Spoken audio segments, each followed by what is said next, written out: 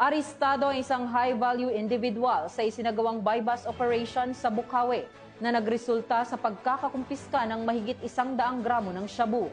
Magbabalita dyan si Patrolwoman Mildred Tawagon.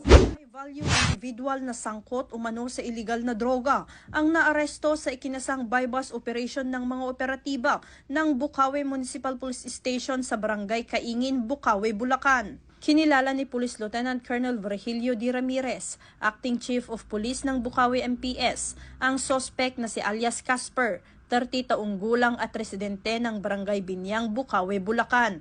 Nasamsam mula sa kanya ang tinatayang 103 gramo ng hinihinalang shabu na may tinatayang standard drug price na 700,400 pesos. Dinala ang suspect at ang mga nakumpiskang ebidensya sa Bukawi MPS para sa kaukulang disposisyon habang inihahanda ang kasong isasampa laban sa kanya sa paglabag sa Section 5 at 11 ng Republic Act 9165 o Comprehensive Dangerous Drugs Act of 2002. Ang nasabing operasyon ay bahagi ng pinaigting na kampanya ng Bulacan Police Provincial Office laban sa pinagbabawal na gamot na hadlang sa kaayusan at katahimikan tungo sa pagkamit ng kaunlaran. Mula dito sa Bulacan Police Provincial Office, ako ang inyong PNN correspondent, Patrolwoman Mildred A. Tawagon, alagad ng batas, tagataguyod ng balitang pulis.